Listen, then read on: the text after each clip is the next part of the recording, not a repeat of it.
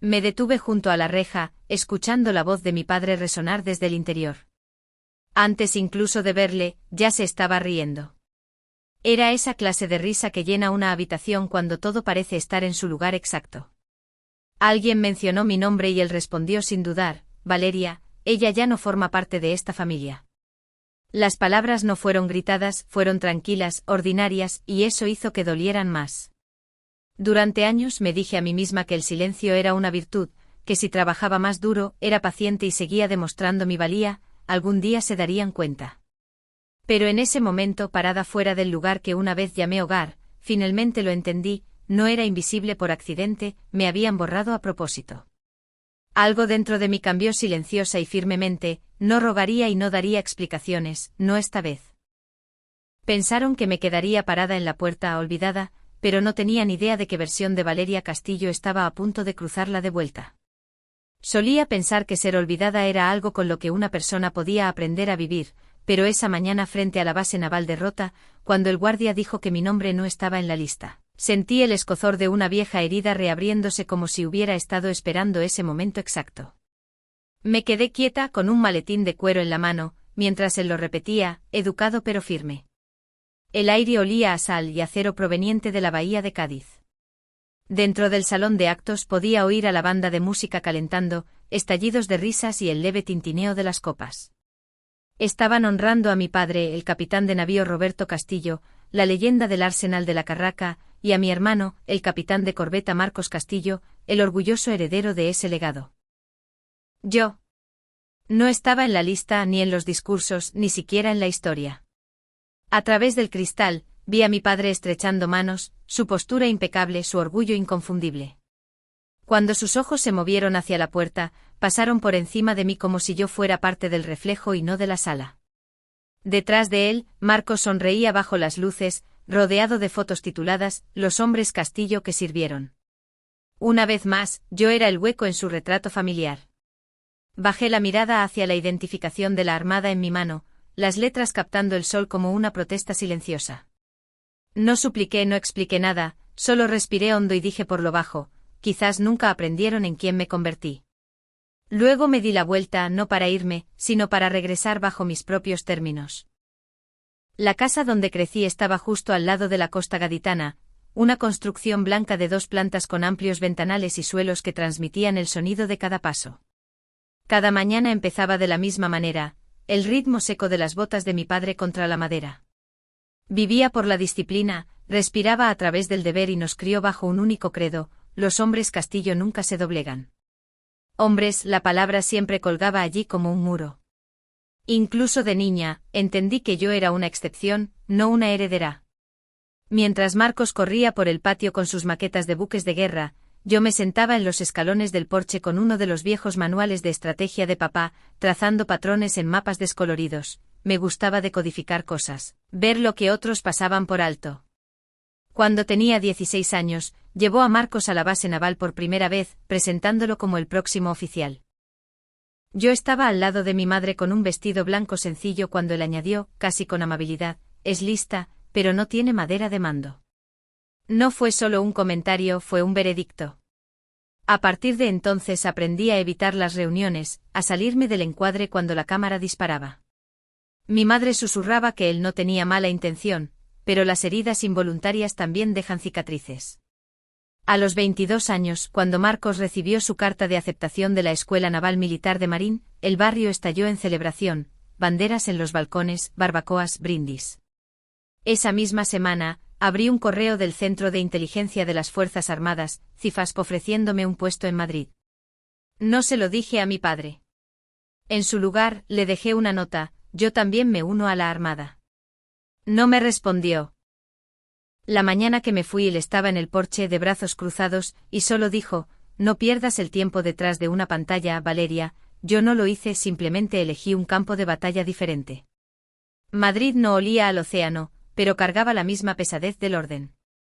Los primeros años en inteligencia naval fueron largos y estériles: habitaciones sin ventanas, filas de monitores, charlas codificadas en mis auriculares. Mi trabajo consistía en analizar el comportamiento electrónico, rastreando embarcaciones desconocidas a través de millas de aguas abiertas. La gente lo llamaba trabajo de oficina, pero una orden incorrecta podía hundir un barco, una señal pasada por alto podía costar vidas. En mi cuarto año fui asignada a la Operación Corriente Profunda, una misión clasificada más allá de los niveles de autorización que la mayoría de los oficiales verían jamás. Nuestros analistas habían interceptado una cadena codificada de frecuencias vinculada a un equipo de la Fuerza de Guerra Naval Especial, FGNE, desaparecido frente a la costa de Somalia. Me quedé en mi puesto 39 horas seguidas, con los ojos fijos en el pulso del radar hasta que encontré la fuente de la interferencia. Cuando redirigí la señal, la comunicación volvió. En 17 minutos, fueron extraídos. El informe listaba al coordinador bajo una sola palabra: espectro. 3 meses después, llegó una carta sin remite, solo caligrafía militar: quienquiera que seas, espectro, nos has salvado a todos. Doblé la nota cuidadosamente y la guardé bajo llave con el resto de mis victorias no expresadas. Esa noche llamé a mi madre. Me preguntó cómo estaba y luego mencionó que mi padre estaba orgulloso de Marcos, que pronto saldría en el periódico local. Sonreí a la ventana, viendo la bandera afuera moverse con el viento nocturno de la capital. Lo sé, dije. Nada más. Había salvado a personas que nunca sabrían mi nombre y perdido mi lugar en la única historia que se suponía debía incluirme. Más tarde abrí la carta de nuevo, trazando la palabra espectro bajo la lámpara del escritorio. La insignia plateada en mi uniforme captó la luz, un leve reflejo contra mi pecho. Quizás el mundo no tenga que verme, susurré, pero un día tendrán que enfrentarme. Habían pasado 4 años desde la última vez que vi San Fernando cuando llegó la carta de mi madre, doblada cuidadosamente, sellada en tranquila desobediencia. Escribió que mi padre sería homenajeado, que Marcos estaría a su lado, y luego añadió con su letra más pequeña y familiar: si vienes, por favor no digas nada que pueda alterarlo. Debí haber leído esa línea una docena de veces. Sonaba como cada comida de domingo en la que me había sentado, cada llamada telefónica que terminaba antes de que pudiera terminar una frase. No lo alteres. Las palabras que construyeron los muros de nuestra casa. Doblé la carta, la puse en el salpicadero y miré a través de la bahía. La luz del sol se esparcía por la superficie como fragmentos de vidrio, demasiado brillante para mirar por mucho tiempo. En algún lugar más allá del agua estaba la casa donde mi padre todavía se despertaba antes del amanecer, enderezaba la bandera en el porche y hacía que el mundo se pusiera firmes. Cuando entré en el camino de entrada, fue como conducir hacia una fotografía, la misma pintura blanca desconchada, la misma bandera angulada perfectamente hacia la calle, el mismo silencio lo suficientemente pesado como para oprimirte el pecho. Dentro, el aire olía a cera y madera vieja. Mi madre abrió la puerta primero. Sonrió mientras me abrazaba, el aroma de su perfume leve y familiar. Entonces vi a Marcos. Estaba sentado en el sofá como si le perteneciera, relajado, confiado, el hijo dorado. Su sonrisa vaciló levemente cuando me vio. Valeria, mírate. Todavía trabajando con ordenadores. Algo así, dije manteniendo mi voz firme. Su risa fue fina, nerviosa, no podía mirarme directamente a los ojos. Para él, yo era la sombra que le recordaba lo fácil que era ser el favorito cuando a otros se le mantenía fuera de vista. Luego llegó mi padre saliendo de su despacho. Incluso en casa, llevaba su uniforme, cada pliegue perfecto. Su mirada me golpeó como un viento frío. No me dijiste que venías. No me invitaste, respondí. No se inmutó, simplemente se ajustó los puños y se volvió hacia mi hermano. Mañana es un gran día para los hombres Castillo. Puedes sentarte con tu madre. Esa frase, los hombres Castillo, cortó más agudo de lo que esperaba. Era su manera de ponerme de nuevo en mi lugar, trazando la misma línea que había dibujado toda mi vida, un lado para el legado, el otro para el silencio. Esa noche me quedé en el porche. El mar estaba negro, el aire denso con el olor a sal y gasoil. Aún podía oír su voz de hace años, resonando en mi cabeza: el verdadero servicio significa enfrentar el peligro. Sonreí con amargura. Él nunca entendería el tipo de peligro que yo enfrentaba, el tipo que nunca sale en los periódicos, donde cada error cuesta vidas y nadie sabe nunca quién la salvó. 3 semanas después de dejar Cádiz, recibí una llamada encriptada del mando de operaciones. La voz en la línea era breve e impersonal: Comandante Castillo, preséntese en el cuartel general. Órdenes clasificadas. La sala de conferencias estaba en silencio cuando entré, esa clase de silencio que absorbe cada sonido. 3 altos oficiales esperaban detrás de una mesa de madera oscura. El aire olía levemente a café y metal frío. Por servicios extraordinarios bajo la operación Velo de Tridente, queda por la presente ascendida a contraalmirante con efecto inmediato. Me entregaron una pequeña caja plateada. Dentro brillaban las insignias, el fajín y los galones, nítidos e impecables. Levanté mi mano derecha, saludé y contuve la respiración mientras se firmaba el papeleo. Sin aplausos, sin cámaras, solo el sonido de la pluma sobre el papel y el eco de mi propio latido. El reconocimiento de mi país venía envuelto en soledad. El momento se sintió sagrado y vacío a la vez, como estar en una catedral después de que todos se han ido a casa. Cuando me giré para irme, un almirante mayor me detuvo, apoyó una mano en mi hombro y dijo en voz baja: «Espectro, has salvado más vidas de las que jamás sabrás». La palabra me congeló en el sitio. Espectro. Mi viejo indicativo. El nombre enterrado con una misión que nadie debía recordar. Me giré para mirarlo, pero él solo sonrió. Algunos de los chicos que salvaste todavía hablan de ti. Afuera, la bandera ondeaba fuerte contra el viento de la meseta. El cielo se teñía pálido con la tarde. Me quedé allí un momento, dándome cuenta de que extraños conocían partes de mí que mi propia familia se negaba a ver. Decidí entonces que esta vez no me escondería. No enviaría un correo ni esperaría a que alguien preguntara. Verían con sus propios ojos lo que el silencio había construido. De vuelta en mi apartamento esa noche, abrí la caja de nuevo. Las insignias se reflejaban en el espejo, esparciendo luz por la habitación como una tormenta silenciosa. Sostuve una en mi palma, fría y pesada, y me susurré a mí misma, firme y segura. Mañana no voy como su hija. Voy como quien realmente soy. Cádiz amaneció clara y metálica esa mañana, la luz del sol cortando a través de la bahía como vidrio afilado. Conduje despacio hacia la base, pasando filas de uniformes blancos marchando. Sus risas flotaban en el aire, confiadas, fáciles, pertenecientes. En la puerta, una pancarta ondeaba sobre la multitud: celebración de la familia Castillo. Aparqué lejos de la entrada, dejando el coche al ralentí. El sonido de los instrumentos de viento flotaba desde el salón, distante pero distinto. Casi podía oír la risa de mi padre en el ritmo, ese orgullo familiar resonando a través de los años. Cuando finalmente salí, el viento olía a salitre cargado de memoria. El oficial de seguridad levantó la vista de su lista. Nombre, señora. Castillo. Valeria Castillo.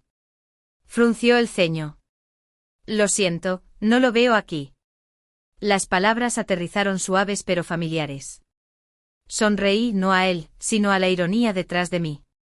La voz de mi padre se escuchaba a través de los altavoces: a los hombres Castillo de servicio, un coro de copas tintineó, y la risa se extendió. La reja se abrió para otros, luego se cerró de nuevo con un gemido de hierro. Si esa era la línea que dividía su mundo del mío, sabía que era hora de cruzarla. De vuelta en el coche abrí el maletero. Dentro yacía mi uniforme de gran etiqueta, perfectamente planchado, la caja de la Armada junto a él. Levanté la tapa. Las insignias de contraalmirante brillaban frías a la luz. Mientras me abotonaba la chaqueta, sentí cada puntada como un pulso bajo mi piel. Esto no era un disfraz. Era una verdad que me había ganado en silencio. Saqué una pequeña moneda plateada con los bordes desgastados. Para Espectro, nos salvaste a todos. Prendiéndola en mi uniforme, me miré en el espejo. La mujer que me devolvía la mirada ya no era la hija olvidada. Era la contraalmirante Valeria Castillo, de la Armada Española. Cuando llegué a la puerta de nuevo, extendí mi identificación. Contraalmirante Castillo. Procediendo a la ceremonia. El oficial se puso rígido, pulsó su radio. Recibido. Contraalmirante Castillo entrando. La banda cambió a una marcha naval solemne mientras yo cruzaba. Mis pasos igualaban el ritmo. No estaba entrando en su historia, estaba reclamando la mía. El salón brillaba dorado bajo filas de banderas. En el centro una pancarta leía: honrando el legado naval de los Castillo. Mi padre estaba en el podio con voz de mando, orgulloso. Durante generaciones, los hombres Castillo han servido con coraje y valor. Los aplausos atronaron ante esa palabra, hombres. Entré en la luz, los galones dorados en mis hombros y mangas captando el brillo. El presentador se giró, tartamudeando, almirante.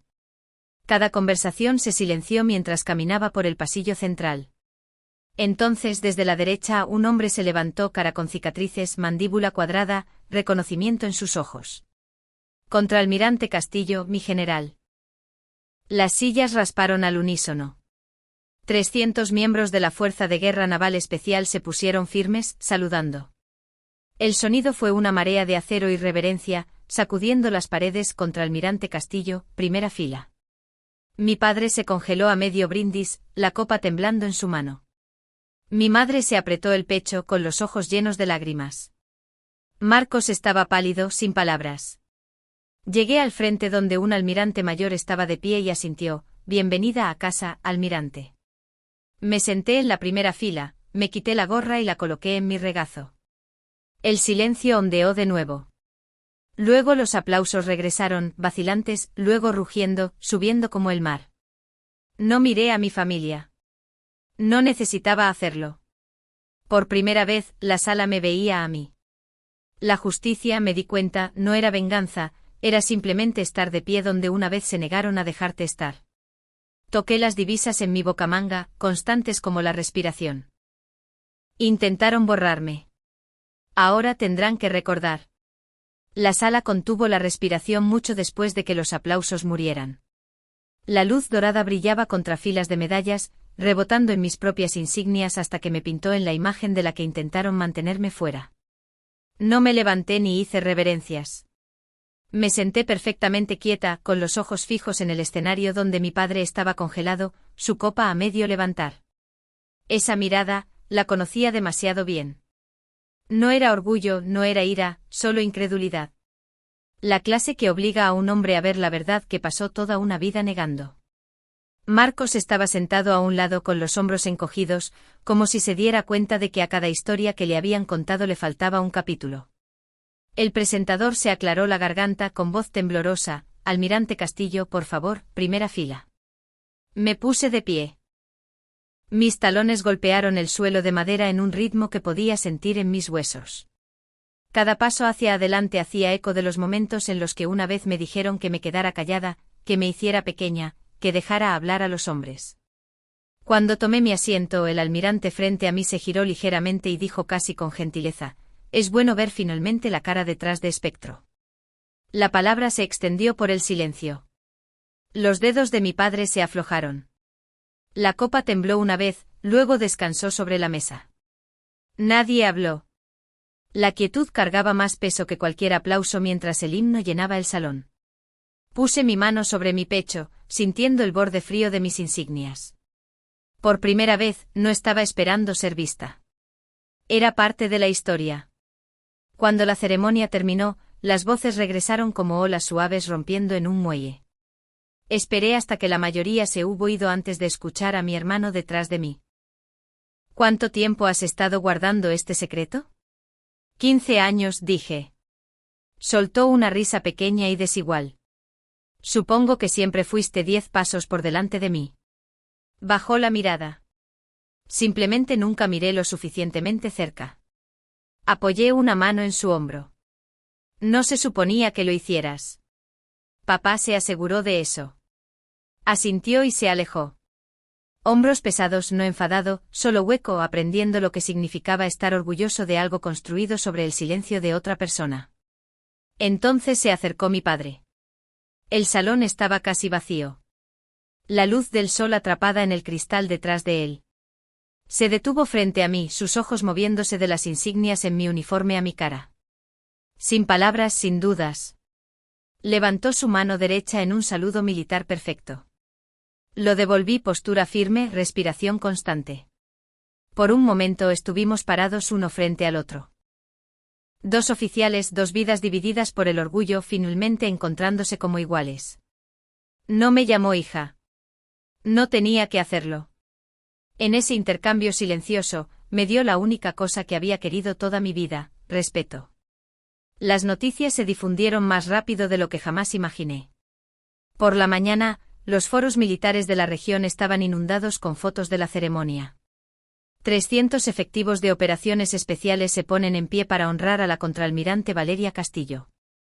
Mi teléfono no paraba de vibrar. Llegaban mensajes a raudales, felicitaciones, disculpas, agradecimientos silenciosos. Entre ellos había un correo de una dirección sin nombre: Espectro, cambiaste el significado de mando. Equipo 8. Ese me hizo pausar. Por la tarde mi madre llamó. Su voz era suave, temblando ligeramente. Ha estado callado desde anoche. Sigue mirando tu foto, ¿sabes? No respondí. No necesitaba hacerlo. Luego añadió casi en un susurro: creo que finalmente te ve. Valeria, no como una hija, sino como quien eres. Sonreí, las lágrimas resbalando antes de que pudiera detenerlas. A veces el reconocimiento llega demasiado tarde, pero aún así llega. Una semana después, conduje de vuelta a la casa en la costa. La misma carretera sinuosa, los mismos árboles, la misma bandera ondeando firme en el porche. Dentro mi madre estaba cocinando un asado, el olor cálido y pesado en el aire. Mi padre estaba sentado en el salón en silencio con una caja de medallas sobre la mesa, pero la vitrina detrás de él había cambiado. La foto de Marcos todavía estaba allí, pero en el centro ahora colgaba la mía en uniforme de gala. Debajo una placa que leía: Contraalmirante Valeria Castillo, Armada Española. Miré a mi madre. Ella solo sonrió. Mi padre se levantó y se acercó. ¿Todavía te llaman Espectro? A veces, dije. Asintió una vez. Lo hiciste bien, almirante. No más palabras. Ninguna era necesaria. Esa noche cenamos juntos por primera vez en años. Sin rangos, sin orgullo, sin silencios, solo familia. Conduje fuera de San Fernando al amanecer. El sol trepaba sobre el puente de la Constitución, convirtiendo los cables de acero en hilos de plata. Bajé la ventanilla, dejando que el viento trajera el aroma de la sal y el grito de las gaviotas. A lo lejos el faro cortaba la niebla, firme e inmóvil. Pensé en el salón, el raspar de las sillas, el destello de luz en mis hombros. El momento en que 300 soldados de élite se pusieron de pie como uno solo, no quería olvidarlo, pero ya no necesitaba vivir allí. Durante años pensé que el silencio era mi castigo. Susurré mitad al viento, mitad a mí misma: ese día aprendí que era mi poder. Pisé el acelerador. La carretera se estiraba recta hacia el mar. Sin aplausos, sin reflectores, solo el zumbido del motor y un corazón finalmente en paz.